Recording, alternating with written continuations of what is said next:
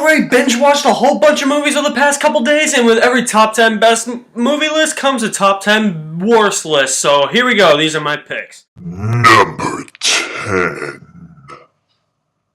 Alright, so you know that in January a movie is going to be bad when it is called I, Frankenstein.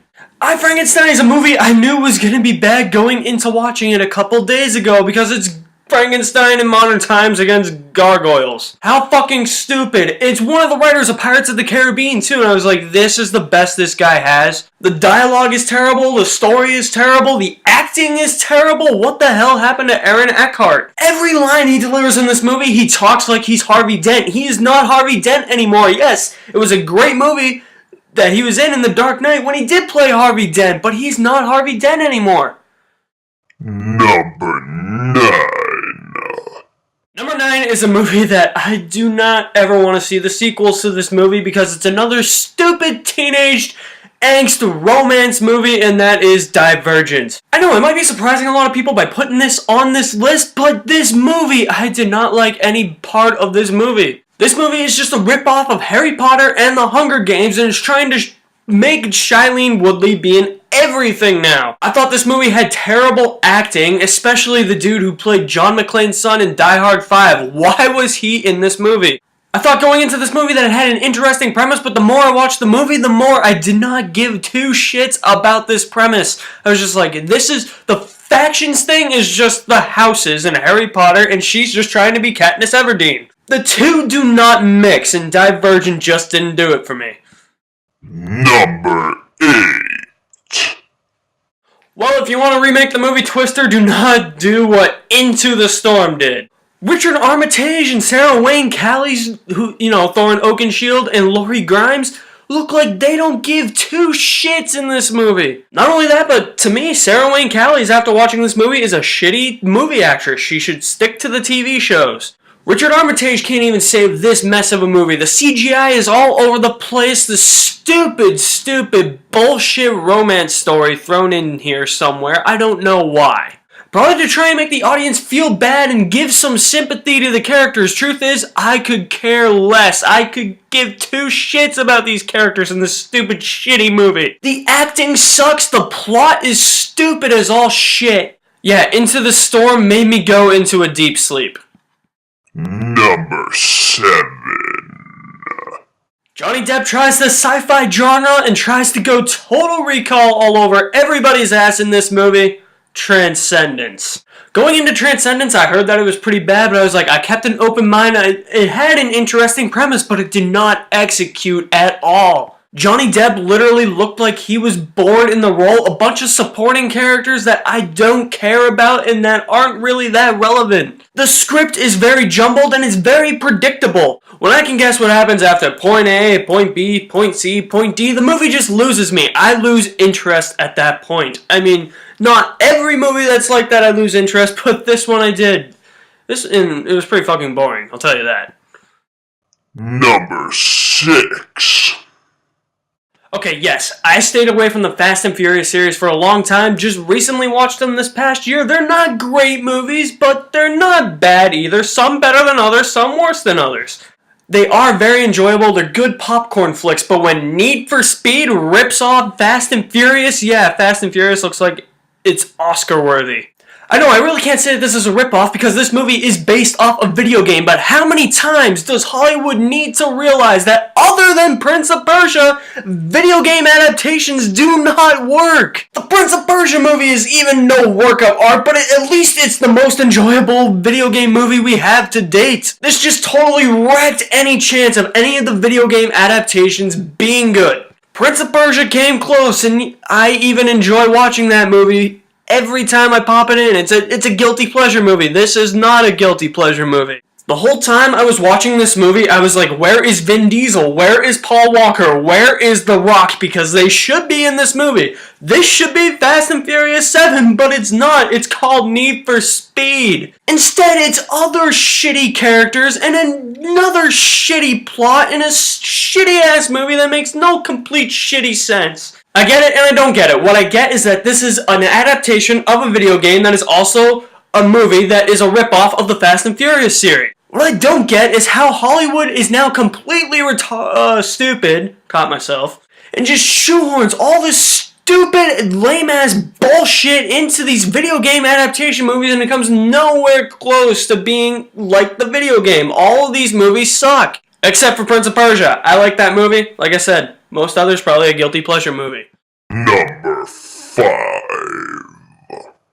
Talk about boring, shitty-ass pieces of shit horror movies in 2014. There were a lot of them.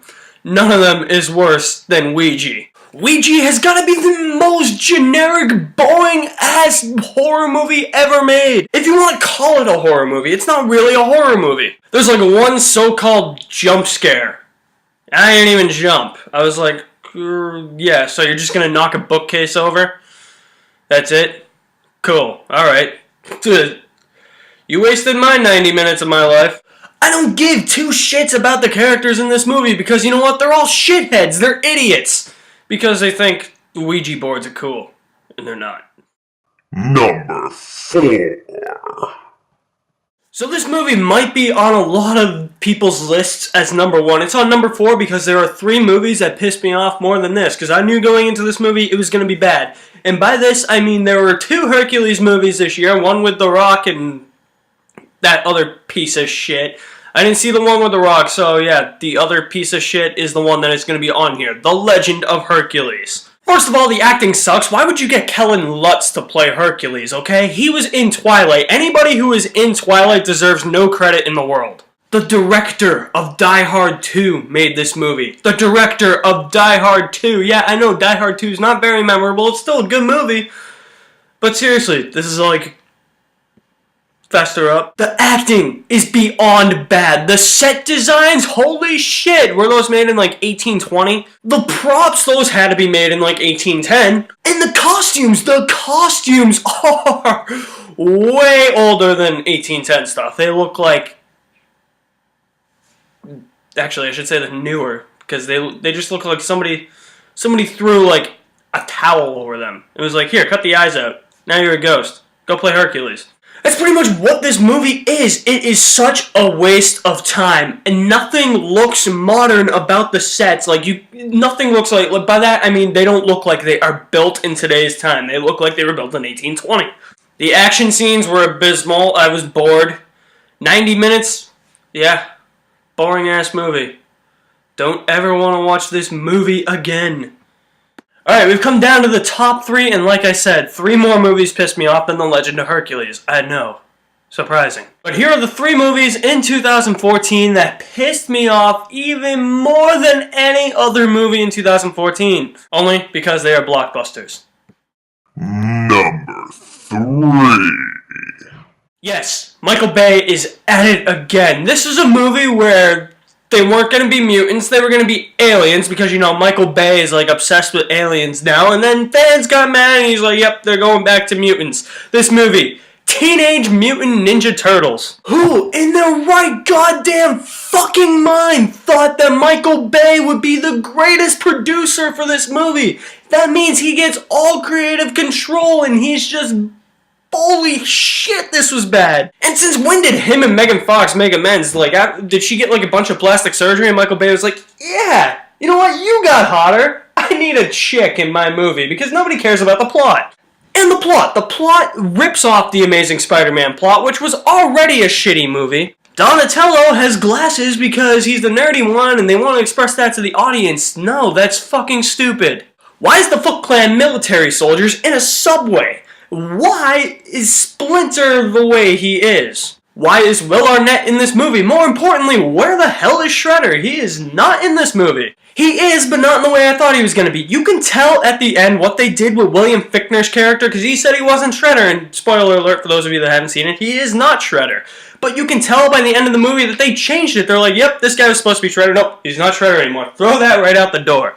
The action sucks. The one where they're on, like, the Swiss Alps, I thought was going to be the coolest part of the movie. It just ended up being, I've seen it before. The turtles have, like, no common sense. Michelangelo is a huge-ass pervert. Megan Fox and Will Arnett had no chemistry. Why is Will Arnett in this movie? God doesn't know why. Why is Megan Fox in this movie? Nobody knows why. I would rather watch reruns of Chuck Norris and Walker, Texas Ranger than watch this piece of shit ever again. And apparently there's going to be a sequel. I don't know how. But apparently because it made a lot of money. And it's Michael Bay. And he needs everything to be a sequel. Speaking of Michael Bay. Number 2.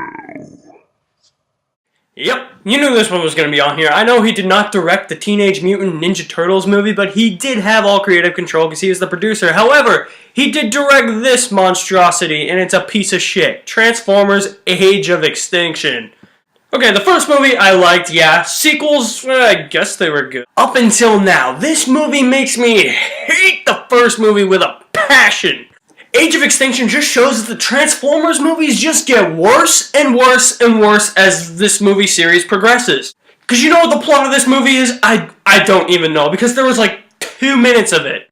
2 minutes of plot, and then the other 2 hours and 43 minutes are just shit blowing up, just boom, boom, boom, boom, boom, just everywhere. It's like Michael Bay was jacking off when he was making this. And putting a hot chick on the screen just so that the audience can see that there's a hot chick on screen and not judge her because her acting is abysmal is pretty bad filmmaking. And Marky Mark, I like the dude, but a lot of times he doesn't choose wisely with his scripts. This is one of those times. I think Mark Wahlberg did the same thing he did after he made Max Payne.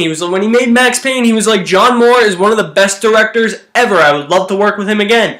After making Pain and Gain, which was also directed by Michael Bay, and for some reason a comedy, he was probably like, Michael Bay is the best director I have ever worked with. I want to work with him again. So Michael Bay was like, hey, you want to be on Transformers 4? And Mark Wahlberg was like, yeah, sure.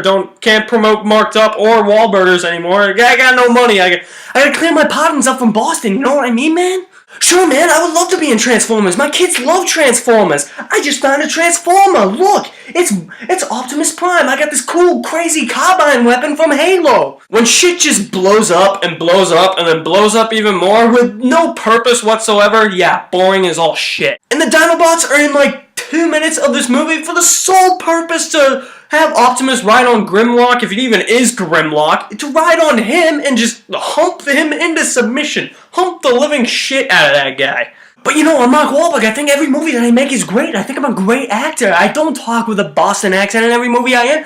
Michael Bay gave me millions and millions of bucks for this movie so that I could be in Transformers and have it be a dream and have him create his huge orgy of explosions. It's like, people watching this movie are gonna get Bay raped. Seriously, man, like, he gave me millions and millions to star in Transformers, and then I gotta go take care of my patents in Dorchester. He gave me millions and millions for those, and now he's gonna be able to finance my Entourage movie. I can't wait for you guys to see that movie. To you, Mark Wahlberg, I say shut the hell up, because you are one of the reasons why Transformers 4 sucked, and this movie is, quite frankly, one of the reasons why the Transformers movie series now needs to become extinct.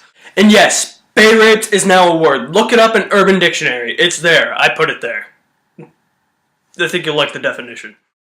And finally, number 1. Alright, worst movie in 2014. Because it's a blockbuster. Worse than the Ninja Turtles. Worse than Transformers. Can't believe I'm saying that, because those are 2 Michael Bay movies. Worse than The Legend of Hercules. And even worse than Ouija. Sony needs to get their shit straight with their superheroes. The first Amazing Spider-Man movie was shitty as all hell, was not necessary. Sony does not realize that all they had to do to Spider-Man 3 was make a 4th Spider-Man movie. But they decided to unnecessarily reboot the Spider-Man franchise so early, like 5 years after that they had no clue what they were doing with the first Amazing Spider-Man, nor do they have any clue what they are doing with The Amazing Spider-Man 2. Yes, worst movie of the year, Amazing Spider-Man 2. I know, I might be surprising some people, but it just flat out sucked! Surprisingly, I thought that this movie was worse than Ninja Turtles and worse than Transformers. For the sole reason, or for many reasons actually, one of them is Andrew Garfield as Peter Parker and Spider-Man. He cannot play Spider-Man. He cannot play Peter Parker. Why is Peter Parker a ladies' man?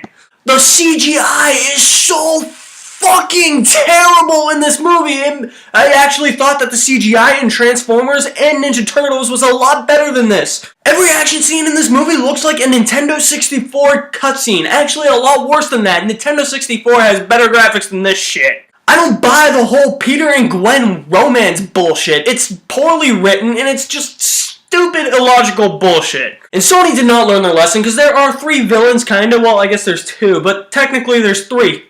But they didn't learn from Spider-Man 3 that overstuffing the movie with villains is not gonna make your movie better. Especially when you put the Green Goblin in this movie, who is played by Dane DeHaan, who looked like he didn't give a 2 shits in this role. And the Green Goblin's plot in this movie not only involves ripping off the plot from a rival superhero in a video game named Batman Arkham City, but is in this movie just to kill Gwen Stacy, which I saw coming like halfway into the first Amazing Spider-Man. I was like, yep, Gwen Stacy's gonna die in the next one, and I bet Green Goblin's gonna kill her. Truth is, he does, and that's why he's in this movie, and he's also in this movie to rip off the plot of Arkham City. Jamie Foxx was fucking annoying in this movie. I wanted to punch him in his little stupid electronic face. Hey, Spider-Man! Hey, son, this Spider-Man! You're my number 1 fan, Spider-Man! Wanna guess, Spider-Man? I love you, Spider-Man! Not only that, but the way that Electro becomes Electro is pretty stupid, and for those of you that don't know, he falls into a vat of electric eels.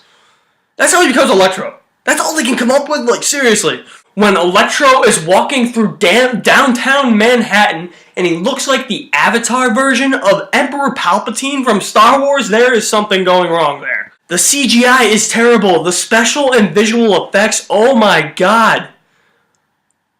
Where did they waste all of that money? Because they definitely did not use that money on the special or visual effects. And the music, I don't think I really talked about this in my review, but the music, the more and more I think about the music in this movie, I was like, this music's like all like happy and joyful and cheerful. This isn't music that I would use in an action scene, that I envision seeing music being played during action scenes. This is like happy. Aren't like scenes with action supposed to have like cool, like suspenseful, but like thrilling music to go along with them? Not like yeah, I don't think so. Yeah, never been a fan of this reboot series from day one. Trashed it from day one. Saw the first movie, gave it a chance, trashed that movie. I was like, well, I want to see the second one. I don't know why, but I just do. And I watched the second one, I was like, this is beyond bad. I can't believe I spent 2 hours and 22 minutes of my life watching this piece of garbage shithead piece of shit movie. And apparently Sony now wants to fire Andrew Garfield because he has come to realize that this movie is now a piece of shit too. Apparently moviegoers do now too, because they're like, yeah, this movie, I don't want to pay to see that movie because we all know the reboot sucked. So yeah, no Spider-Man in 2016 as originally planned. It's now 2018. Thank God I don't have to talk about another one of these movies for like, what is it, 2015 now? 3 years, thank God. So yes, I know that this is a surprising number 1 on the top 10 worst of 2014 list, but that is my opinion for the worst movie of the year just because I totally hate the fact that this is rebooted and everything looks so fake in this movie. So that concludes my top 10 worst movies of 2014 list. 2015 is upon us. I started filming this on New Year's Eve and finished it up today, so Happy New Year to everybody. It's 2015, can't believe it, so hope you all have a good New Year. So like some other YouTube movie reviewers out there, I like some feedback at the end of my videos, so I usually ask a question. This time, the question I'm going to ask it that I want some feedback to is, what movie did you think looked more fake? The Legend of Hercules or The Amazing Spider-Man 2? I want some feedback, so drop me a comment in the comments section below. And for more reviews on movies, music, video games, and TV shows, don't forget to hit that red button that says subscribe. I'm Paul Giamatti! I'm trying to play Russian in The Amazing Spider-Man 2! I'm the Rhino! I'm the Rhino! For those of you that don't know, I just recreated that for my Amazing Spider-Man 2 review. Check that review out. You'll enjoy it.